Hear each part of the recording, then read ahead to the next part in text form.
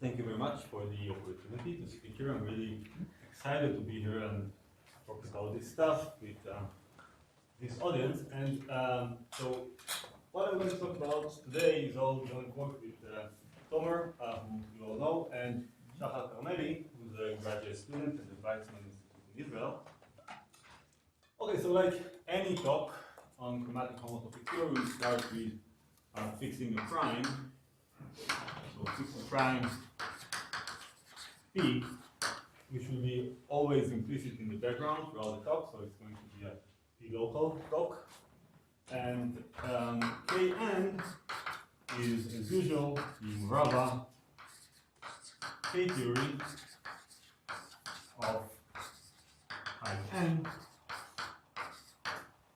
And I will use notation as P for the infinity category of spectra. And given a spectrum E, I will denote by FCE, the infinity full subcategory of E local spectra.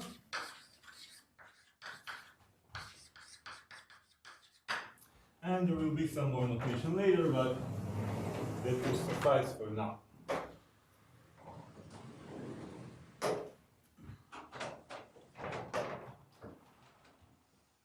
Okay, so the entire story begins with a result of Greenlees,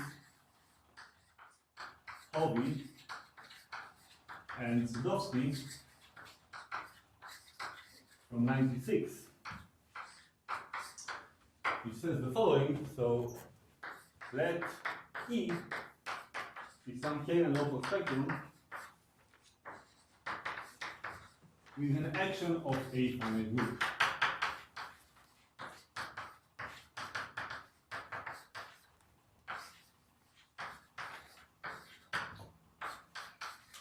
Then, if you take the homotopy orbits and the homotopy fixed points, you have a canonical norm map, and this norm map is an equivalence. Well, it's an equivalence when I perform the entire construction in k-local spectrum.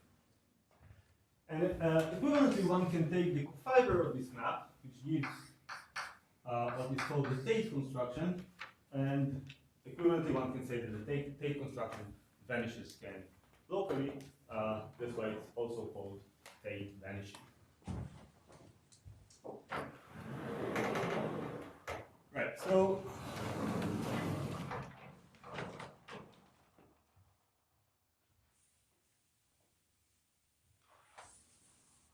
slightly different way to put this is as follows. So a k-local spectrum E is the same as a functor from the classifying space as an infinity groupoid to k-local spectra. So it can be viewed as a local system of k-local spectra on a certain space, Vg, and then the homotopy orbits would be just the colimit of these functors. Similarly, the homotopy fixed points would be the limit, and the norm map was as follows. So in this form, Hopkins and Lurie generalized this result, extended it to more general spaces than Vg. And the following definition of what are those nice spaces goes as follows. So call a space A m finite, where m is some integer. The following two conditions hold. First is that A is n truncated, and the second is that by n of A with any base point is finite for all A in A and n greater equals 0. So it means that we have finitely many connected components, each has finite homotopy groups, and they all vanish above n. And we'll just put it here that by phi finite I will just mean n finite for some n. So the theorem of Hopkins and Lurie from 2013, I think, says the following. Let A be finite and F some local system on A of k local spectra. There are canonical equivalences of this form. They go from the colimit to the root.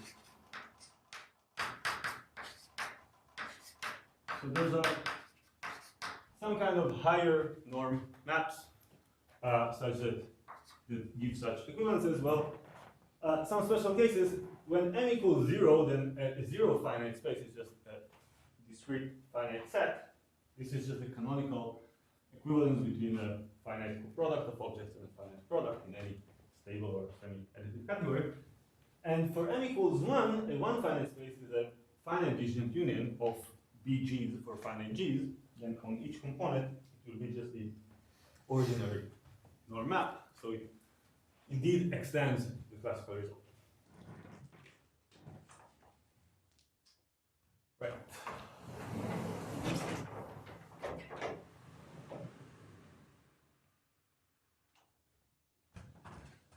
Now, the k and local categories close relative, the t and local categories. So let xn be some finite type n spectrum,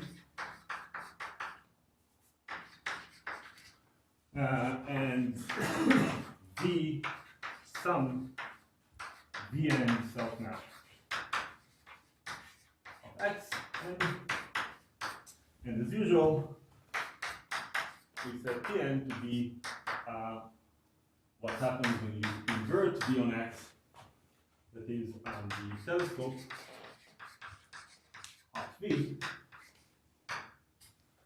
And now we can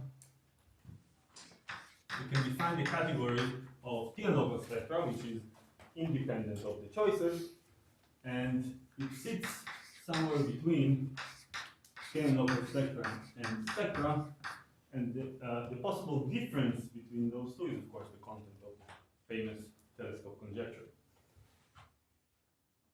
So, sorry, I forgot to give some name to the original theorem of Hovey-Greenlees-Sadofsky. It's not so bad.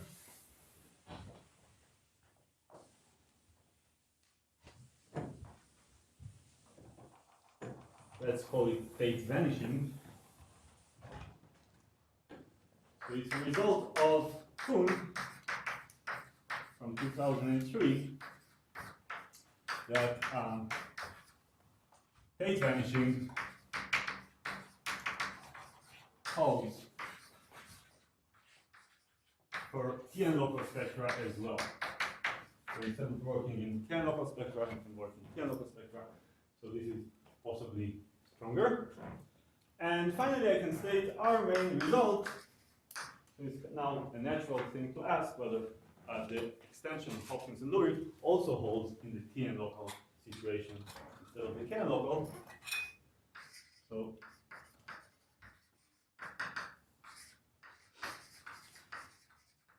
the answer is yes. So Hopkins-Lurie theorem holds also for T and local spectrum. Okay.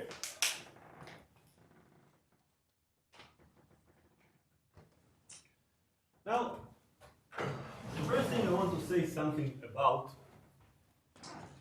is the definition of those higher norm maps. How should you think about them? And the definition is inductive. It's by induction on M, the level of truncatedness of the space. And an important point about the definition is that in order to define the norm map for some M finite space A, you need the norm map for some M-1 finite spaces not only to be defined, but to actually be an equivalence. So it's kind of an inductive procedure in which you need the equivalence statement in order to be able to define the next step.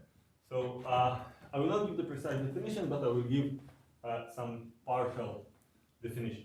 First, I want to say what the invertibility of the norm map gives you, what kind of structure. So let's see, be an infinity category, and A pi finite space such that norm A defined for all local systems on A and is an equivalence. So given an object x in C, you can in particular consider the constant local system with value x, and you can take both the limit of this constant diagram and the colimit, and since the norm map is invertible, you can consider the inverse of the norm map. You can pre-compose it with the diagonal and post-compose it with the fold map, and what you obtain is something we call the box operation, A in a box, which is a certain endomorphism of x. And note that for a finite discrete space A, this is precisely multiplication by n, by natural number. We kind of generalize it for higher spaces. So this is how what you get from the something that you can get from the invertibility of the norm map. And how is this used to define higher norm maps? So I will not, like I said, I will not give the technical definition in general, but I will tell you how it is defined for this kind of constant local systems. Okay. Well, what it is to give a map from the constant, from the limit of the, from the colimit of the constant diagram to the limit. So just by moving things around, it's the same as giving a map from A times A to the endomorphisms of X. Right? This is like an A family of maps from X to here. This is constant, which is like an A family of maps from X to X. So it's like an A by A matrix of endomorphisms of X. And it will take the point, the pair AB to the following. First, take the path space. This is the path space from A to B. And I forgot to say, but if we assume that A is n finite, then this space is n-1 finite for each pair. So we can, if the norm map for this space is invertible, we can use this box operation. Okay, so any questions so far? Great. Right, so we have some understanding of what norm maps are and what their invertibility buys us. I just want to add one more definition.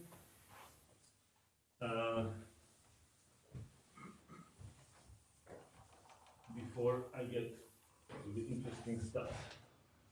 So,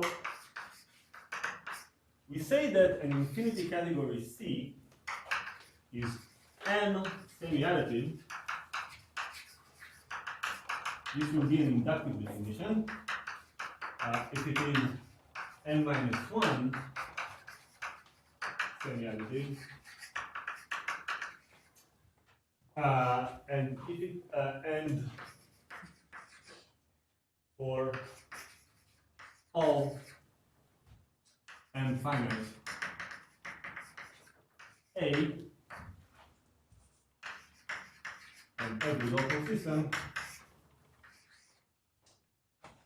the norm map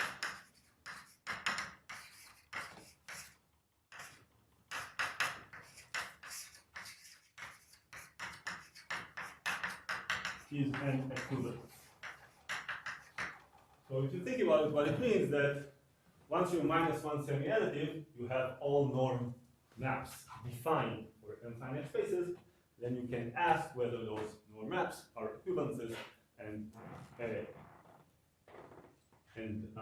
continue this way. Now, what is the base of this induction? You can start with saying that zero semi-additive is just semi-additive, but there is a nicer way to say it. You can say that every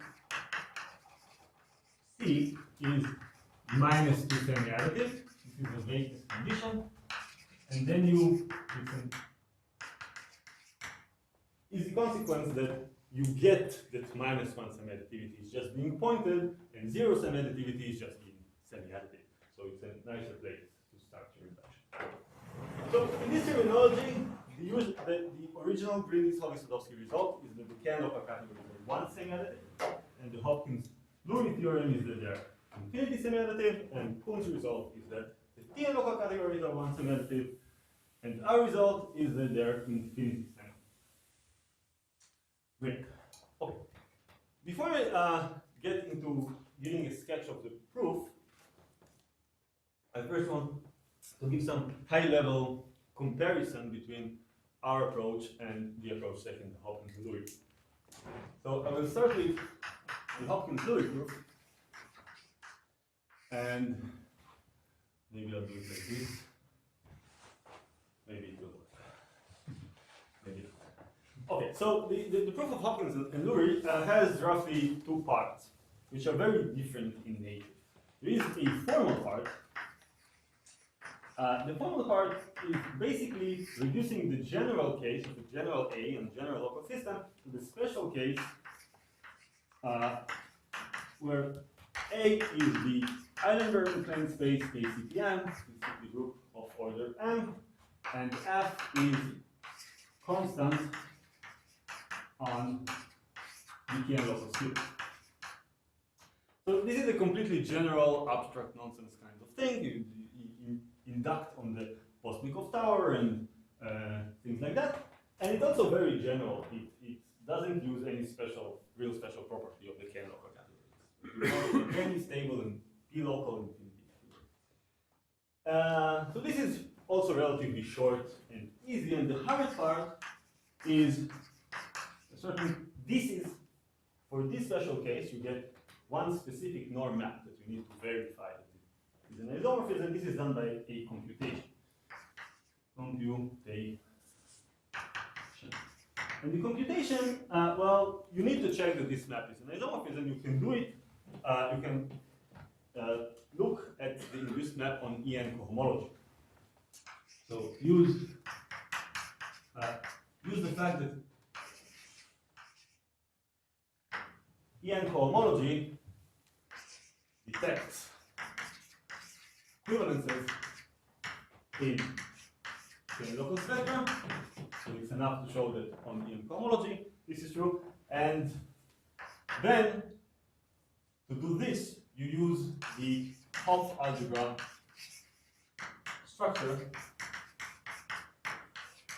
on the EN cohomology of KCPM. Right, so KCPM is an infinite loop space, so this has a structure of a commutative or commutative Hopf algebra. The way, okay, so this Hopf algebra has a canonical bilinear pairing, and in their proof they reduce the statement of the isomorphism of the equivalence of the norm map to showing that this bilinear pairing is perfect.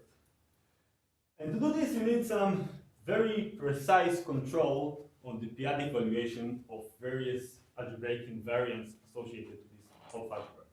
And for this, they use the theory of G-Genet modules and p-divisible groups and some very hard explicit computations. And you need to show that kind of you have an expression involving all those invariants like height and dimension and level and all these valuations need to miraculously cancel out to get something invariable. Okay. Now our proof. Well, first of all, the first thing I want to say about it, that it uses induction on M, which is perhaps not so surprising because everything is defined inductively on M, but an important point is that this induction starts at 1. In particular, we are using the Tate vanishing result of Kuhn. So one semi-additivity needs to be established by a different argument, and the reason is that M equals 1 turns out to be a phase transition in the world of higher semi-additivity. If you have a stable infinity category, Tate vanishing is a very special kind of miraculous thing that rarely happens. And considering Hopkins and Lurie's proof, you might think that the same is true for higher semi-additivity. You need some kind of things miraculously canceling out. But it turns out that it's not true. When you are at M equals 1, higher semi-additivity is not automatic, but it's a very mild restriction. It's more about things not going terribly wrong, not about a miracle happening, okay? And our proof also has a formal part, and this formal part is mainly establishing some consequences of one semi-additivity. So consequences of one semi-additivity, I will tell you right ahead that those consequences are in the form of existence of certain very nice power operations, very kind of tautological, but with very strong properties that you get just from one semi-additivity. And then we have the computation part.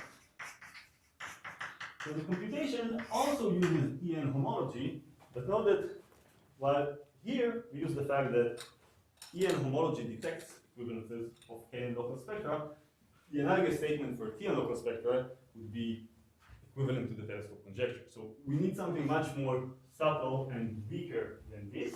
And the weaker thing that we use, which is true for T local spectra, we use the fact that the Hurewicz map from pi naught of the T local sphere to T naught detects invertibility. So as a map between those two particular rings, if you have an element here and you want to know it's multiplicatively invertible, it's enough to check that its image here is invertible, and this is a consequence of the nilpotence theorem.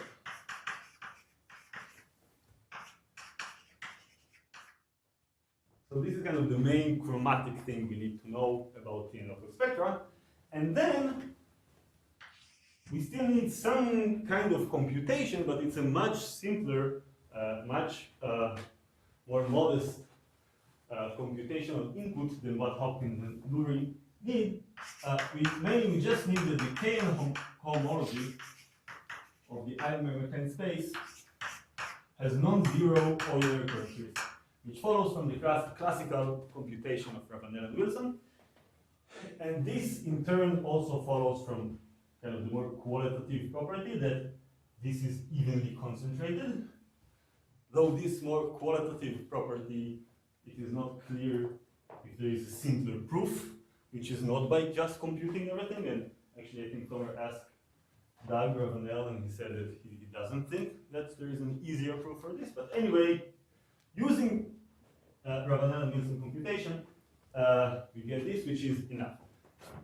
So we spend more time on the formal part, getting some strong things from one semi-additivity, using those things we know about one semi-additivity to get the computational part much more easy.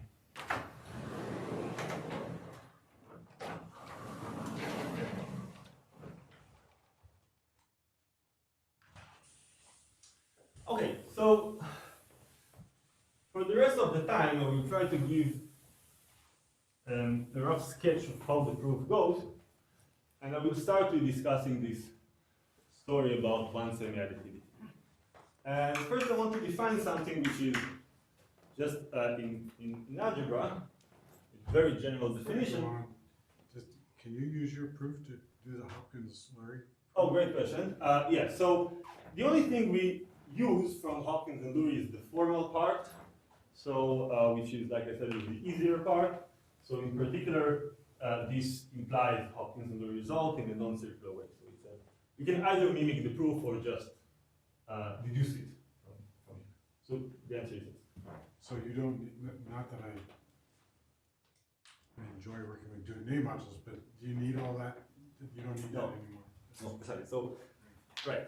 So in particular, you get the proof for infinity semi-additivity for K local spectra without mentioning the other.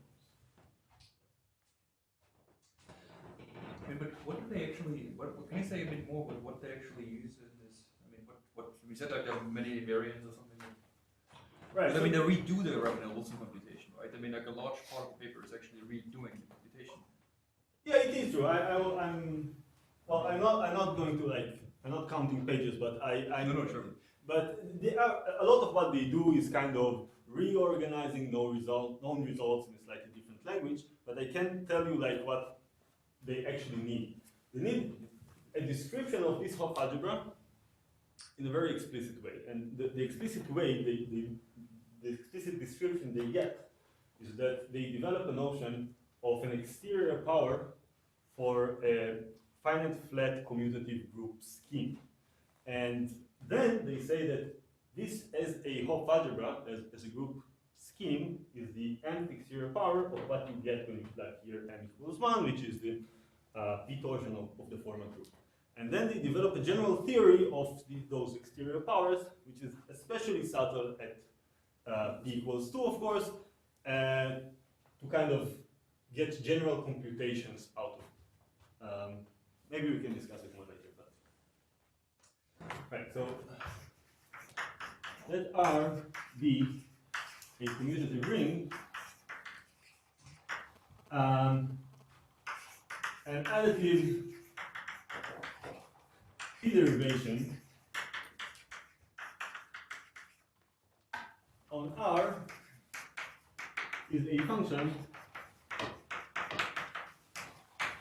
delta from R to R satisfying the following properties. One is a kind of a normalization. The delta of 0 and of 1 is 0. And the main property is the delta of x plus y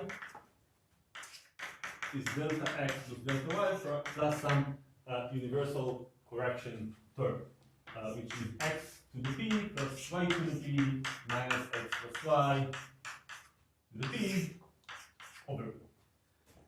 And the important thing to say about this expression, I'm sure you all know, but I would say it anyway, that there's no actual division by p going on here, because if you think of it as just a formal expression, polynomial in a formal variable x and y, it has integer coefficients. So what I mean by this is plugging x and y in this polynomial with integer coefficients.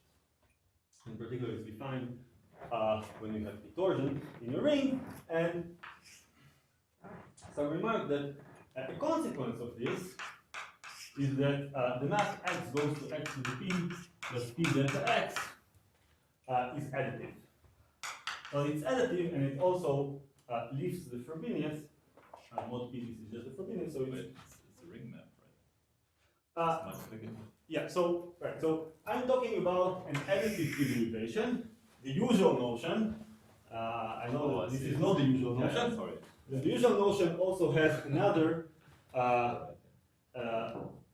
property about delta x times y being something related to delta x times delta y, but we're not requiring it. So we only get something additive.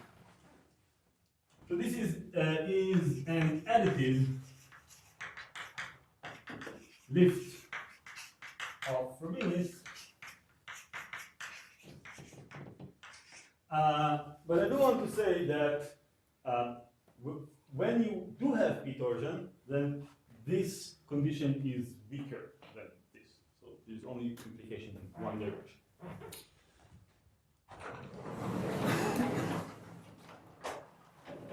Great. So so the prototypical example of such a thing is the so-called Fermat quotient. The example is, I will denote it by delta, this is riddle, from z to z, which is given by x minus x to the p over p. This is in fact the unique additive p derivation on z. It also extends to zp. It is also the unique additive p derivation on zp. And this is kind of the prototypical example. And the mere existence of an additive p derivation on a commutative ring is a very strong restriction on the ring, even if you don't know anything about this delta. For example, you have the following elementary lemma, saying the following. So if you have any element in your ring and any natural number, then if you take delta of nx minus n of delta x, then this is delta twiddle of n is an integer, so I mean this Fermat quotient, times x to the p. So this is just completely elementary use of this property n times. And why should you care about this identity? Because, for example, if nx is 0, then if I multiply this equation by x, then on the one side I get this thing, but then nx is 0, so this is 0, and when I multiply by x I get nx, which is 0. This is also 0. So if x has torsion order n, x to the p plus 1 has torsion order delta twiddle of n. And why should you care about this? So if, in addition, R is p local, then all torsion is p power torsion. So if your x is torsion order is p to the m for some m, and the fundamental property of this Fermat quotient is that it reduces p-adic valuation by 1. And since all the other primes are invertible, it means that p to the n minus 1 times x to the power of p plus 1 is 0. Now, if you do this n times, you get that x to the p plus 1 to the n is 0.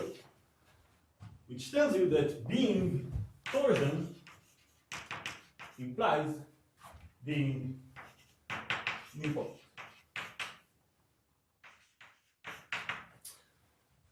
Which is a nice property of a ring. It tells you some other stuff about the ring. For example, that the canonical inclusion of z localized at p, canonical map from z localized at p to the ring is an inclusion, and so on. That actually follows from this. And how is this related to this all semi-additivity stuff? So now let's see, it's going to be a long list of adjectives, be a one semi-additive stable local.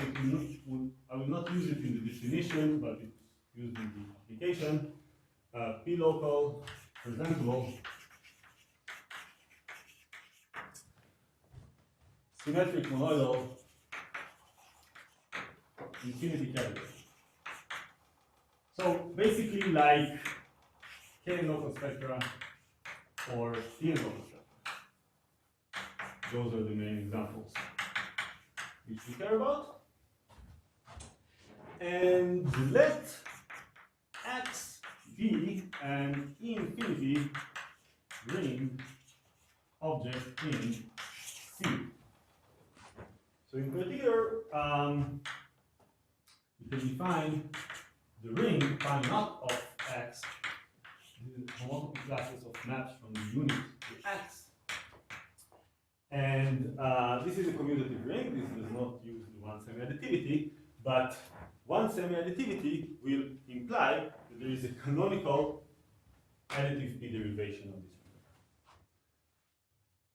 And how is this defined? Well, it kind of mimics the operation x minus x to the p over p.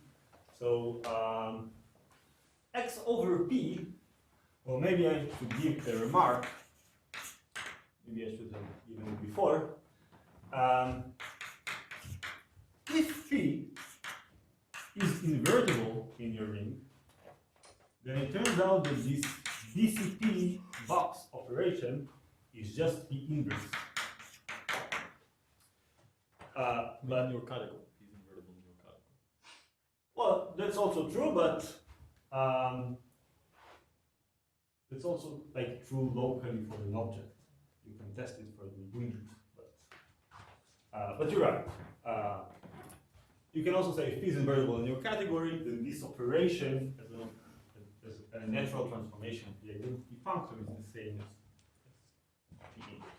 But in general, of course, we're interested in the situation that t is not invertible, and then this operation, while it's not the inverse of p, it's kind of a substitute. Okay, so x over p will be just multiplying by this element. And the other part, x to the p over p, is defined as follows. We call this alpha, and it is defined like this. So if you start with some map of 1 to x, you can raise it to the p power, and then you can take homotopy or fixed points. So far I haven't used one-same additivity, but now I can use the inverse of the norm map to identify this with the homotopy orbits. I can take further quotient by the entire symmetric group, and now I can use the multiplication on x, the equivariant multiplication, to get to x. And on this side, this is just the unit with the trivial action, so I can just pre-compose with the data. And this composition is what we call alpha of x. And this is kind of the substitute for x to the p over p, and we take the difference, we get the. Maybe a more precise thing to say that multiplying by BCP is like dividing by p plus some correction term, and alpha is like x to the p plus the same correction term, so only when you take the difference, it actually behaves like the Fermat function. So let me write it. Delta of x is BCP x minus alpha of x. And the main theorem about this definition is, of course, that delta is an additive P derivation on this ring R, which I remind you is phi naught of x. So I said this for E-infinity rings, but actually all the construction and the proof works in a slightly more general setting, and instead of E-infinity, you consider H-infinity. So all you need is the basic power operations for this to work. But this is in general not multiplicative. This is in general not multiplicative. So for like height higher than 1, it will not be.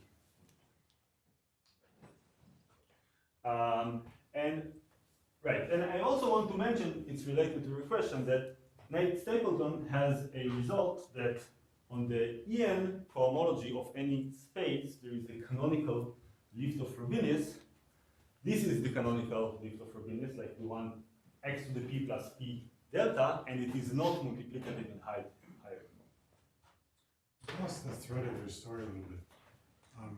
You have a p local category, and yet you have an object where p is invertible. No, I don't. It was a remark. It was part of a remark that if p is invertible, then something stupid happens. Yeah. We're interested in a case where p is not invertible. This doesn't happen. Okay. So, but morally, this is a substitute for an operation that does not exist. Oh. So So it's kind of, we're not in this situation. This was just like to illuminate. Yes. This clarification turned out to be, I hope the clarification helped. Right. Great. So this is what one semi-additivity buys you. But before I go on explaining how it is used for the actual result, in the beginning, I just want to make a quick digression to show you one corollary of this that has nothing to do with higher semi-additivity, but it is interesting and it's very immediate. Is that so let's say that X is an H infinity ring spectrum, then if it has the property that its rationalization is 0, so it is torsion, then its Tn localization is 0. So why is that? Well, this means that all the elements in pi star are torsion, but now you have an H infinity ring spectrum in a one semi-additive category, and like we saw before, the existence of this additive p derivation tells you that everything that is torsion is actually nilpotent, so 1 is nilpotent, so you're done. And this implies, well, the same result, the kind of weaker statement with Kn instead of Tn, immediately implies a conjecture of May about H infinity ring spectra that was relatively recently proven by Kilmatthew and Nico Neumann and Justin Noel, by a slightly more difficult argument, very similar using some power operation, but a very kind of tailor-made power operation of the En homology constructed by Rask, satisfying some weaker properties, which makes them work a little bit harder. And this is kind of very smooth story.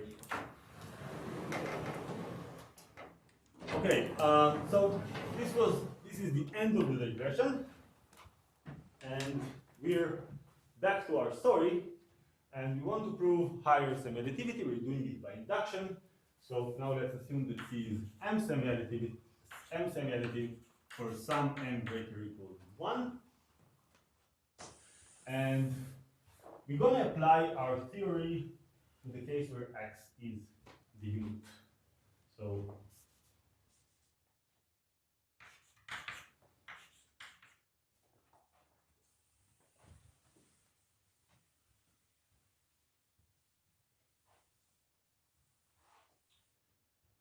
okay, so right.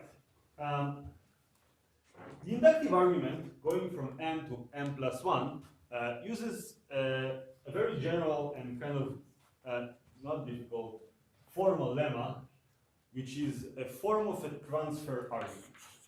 Kind of the oldest trick in the book.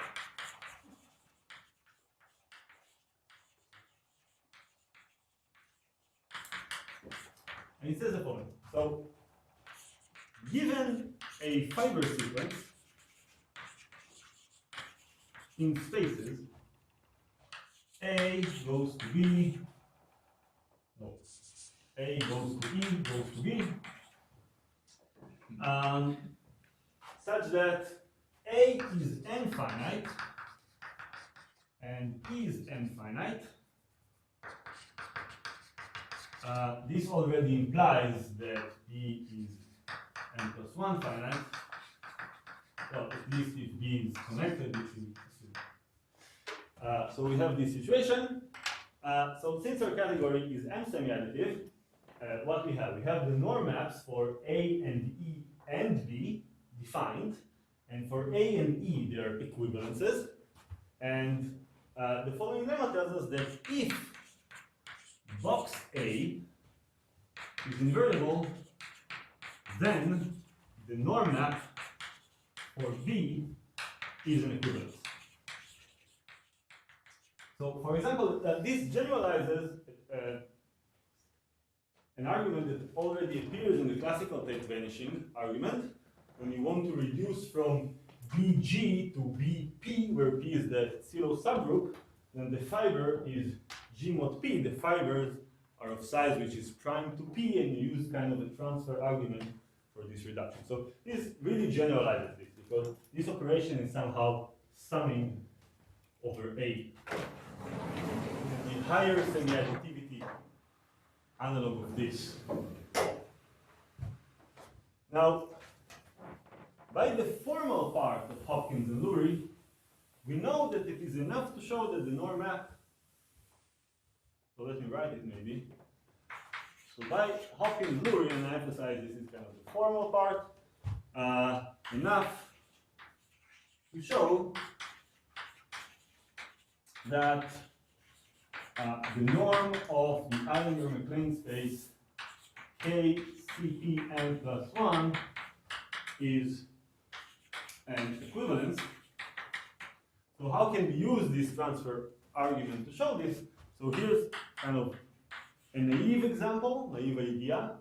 So if by chance, say, KCPM itself has an invertible box operation, then using the fiber sequence,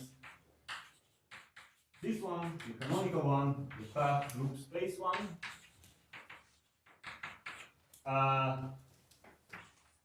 implies that C is n plus 1 segment. Well, this turns out to be way too optimistic, because this usually doesn't happen, that this space has an invertible box operation. But the good news are that you don't really have to use KCPM. You can use much more general spaces. So what kind of spaces? So let me give a kind of ad hoc definition just to simplify the discussion. So call A good, sorry for the name, if okay, so if it is a connected infinite space, but let's say infinite P space, which means that all the homotopy groups are P groups, and the highest, the top homotopy group of A is non-zero. And in such case, since A is a P space, it's nilpotent. It means that its Postnikov tower, in particular it's the last stage of the Postnikov truncation, can be refined such that the fiber is precisely KCPM, and such that this is a principal fibration. Kind of standard theory of Postnikov towers. And since this is a principal fibration, we can roll this thing to the right and then use this fiber sequence. So enough to find a good A with invertible box operation in our ring R, which is pi naught of the unit. Right, so up until now, everything was completely formal. I never used the fact that we were talking about T and local spectra or anything. But now, of course, the million-dollar question is how to find such a good space. And the idea is roughly as follows. Suppose your ring R has some quantitative measure of non-invertibility. And suppose you have an operation that takes a good space A with a box operation which may not be invertible and replaces it with a good space with slightly more invertible box operation. So as long as you can start with a good space, like say KCPM itself, that while its box operation is not invertible, let's assume it's not infinitely far from being invertible, you can iterate this process to improve your situation iteratively until you hit something which is invertible. How this thing is realized in our specific case is as follows. So let's now assume we're talking about T and local spectra. We're going to use the Hurevich map. Our ring now is this. So this is a map to En naught. In fact, it factors through ZP. This is the result of Paul and Irena Volkova. Strictly speaking, we're not using this, but it's good to know, and it also helps to understand what's going on. To think about the hierarchy map in this specific case, landing in ZP. It really clarifies the picture.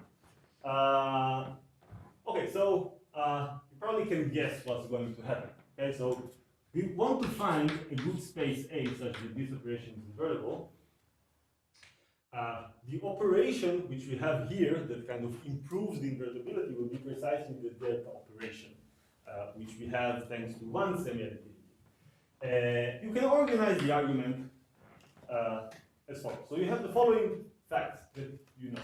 H detects invertibility. That's one fact. Second fact is that H of delta of x is like H of x and then apply the Fermat quotient, the one that reduces p-adic valuation. 3, you need to know how delta operates on those special elements, those boxes. So first you need to multiply by BCP. That's the same as multiplying by BCP inside, taking the box, minus this alpha. This alpha was something like raising to the pth power and then dividing by p. It turns out that that's the same as the box of the space you get when you raise your space to the pth power and take the homotopy orbits with respect to the Stickney group operation.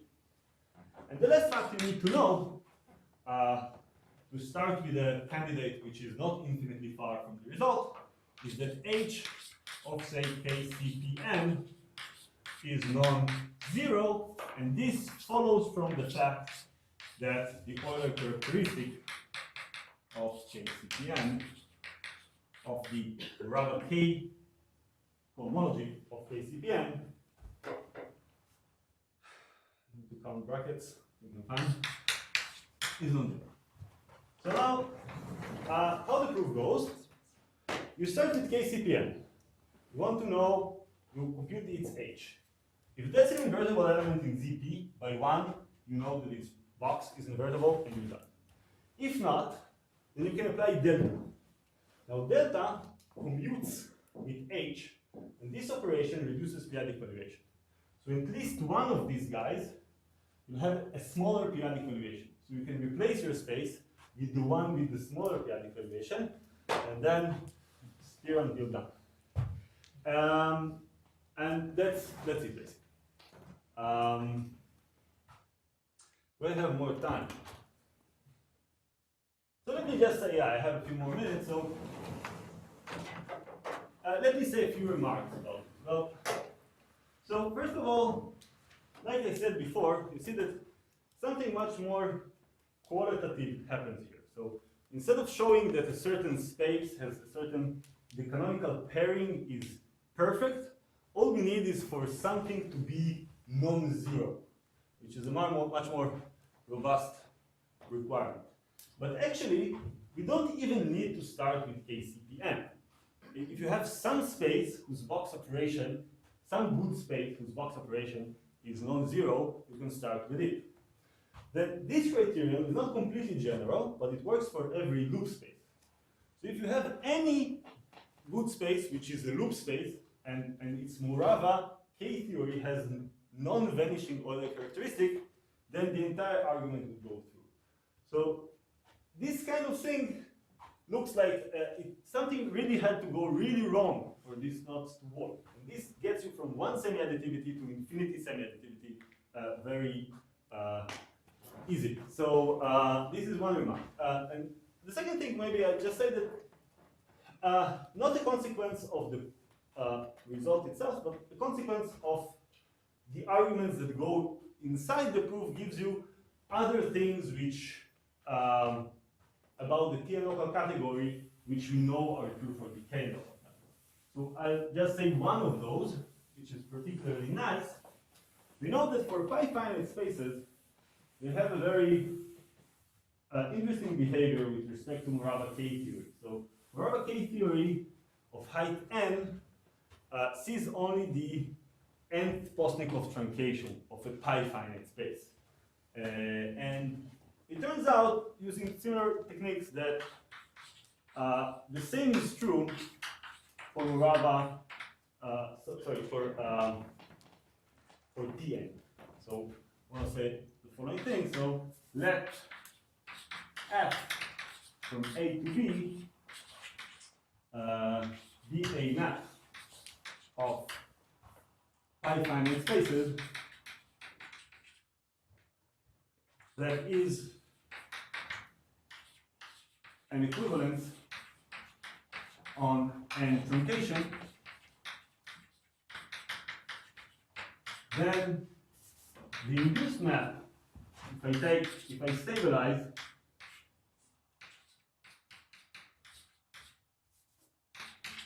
then this map is an equivalence on the Tn localization. Just like with Muraba Kn. Right. That's it. Thank you for listening.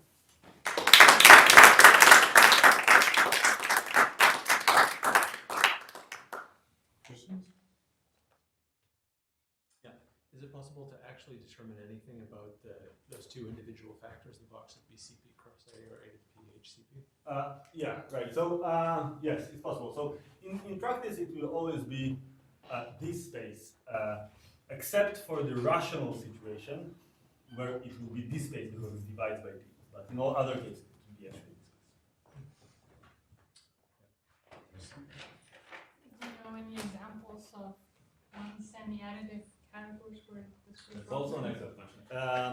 So if you're not assuming stability, then yes, there is a great paper of Jonathan, which constructs the universal semi-additive category, also in the presentable case and the non-presentable case, and then you just see it's just kind of spans of n finite spaces basically, and there you see there is a difference, but in the stable world, it's completely unclear.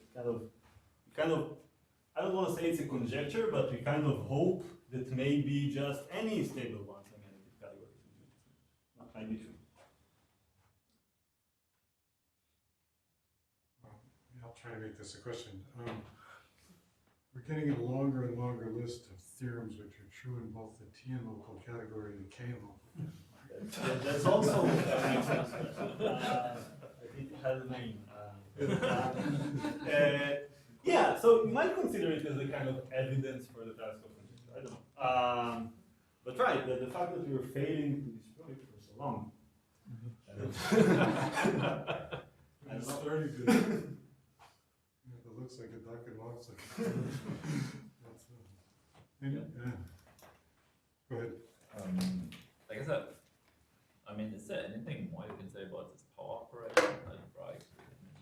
I guess I asked already during the talk, like, I mean, it's apparently not multiplicative, but sort of, can you say a little bit more about the algebraic structure this power operation has?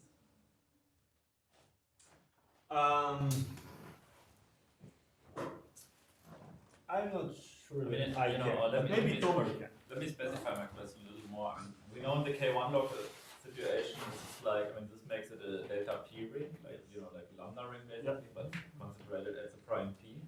And in some sense, I mean, you expect these iterated, for example, like iterated K-theory in conjunction with redshift, you sort of expect way more power operations and way more rigid algebraic behavior. Like. So here's what I think is true, and I'm currently working on it. I think there's, so we only consider somehow the cyclic group of order P. And if you consider additional groups, I think what's going to happen, and it's, so you can define kind of higher versions of this delta, and they kind of stop at the height and they work together to give you some kind of a Hecke algebra thing. But this is very much in progress. I'm not, you know, it seems to be the pattern emerging, but I don't want it. I'm definitely not confident that's what happened. But it seems to be this is kind of the first Hecke over it. You have more and it stops at the height. That's the kind of structure.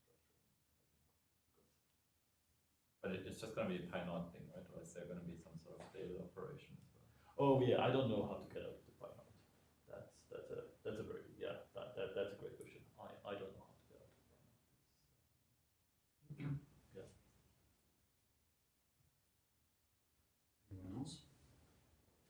Thank the speaker again.